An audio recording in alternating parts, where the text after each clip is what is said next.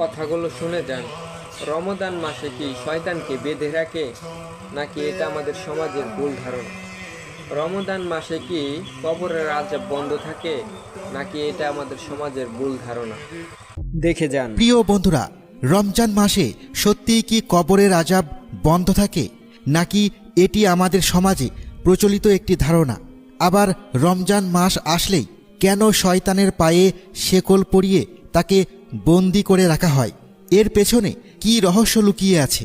রমজানের রাত্রিতে 3টি কাজ আল্লাহ তাআলা স্পেশালভাবে করে থাকেন। সেগুলো কি কি?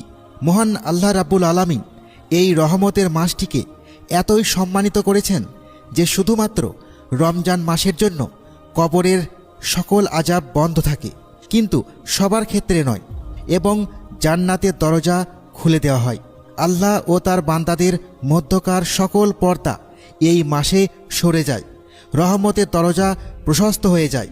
এই মাসটি পুণ্য অর্জনের মোক্ষম সময়, জীবনের সবচেয়ে বড় সুযোগের সময়। রমজান মাসে আল্লাহ তাআলা মানব জাতির খুব নিকটে অবস্থান করেন এবং বান্দাদের দোয়া খুব সহজেই তার নিকট পৌঁছে যায়, দ্রুত দোয়া কবুলের আশা জাগায়। এই পবিত্র মাহে রমজানে আল্লাহ তাআলা হাত খুলে নেকি দান করতে থাকেন, অপুরন্ত সওয়াব বর্ষণ করতে থাকেন। আল্লাহ চান তার সকল বান্দা যেন জান্নাতে প্রবেশের সুযোগ পায়, সফলতার দরজা যেন সবার জন্য খুলে যায়। এই কারণে এই মাসের ওসিলায় তিনি তার বান্দাদের ইবাদতকে বহু গুণে পুরস্কৃত করেন।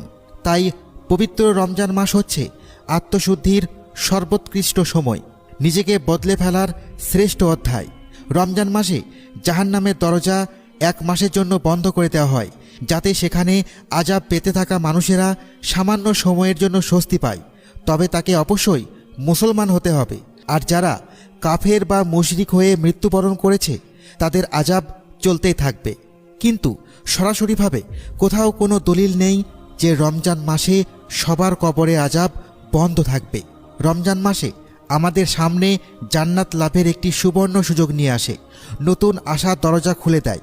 এই মাসে এমন কাজ করতে হবে, এমনভাবে ইবাদত করতে হবে যাতে আল্লাহ নিজে আমাদেরকে জাহান্নাম থেকে রক্ষা করেন।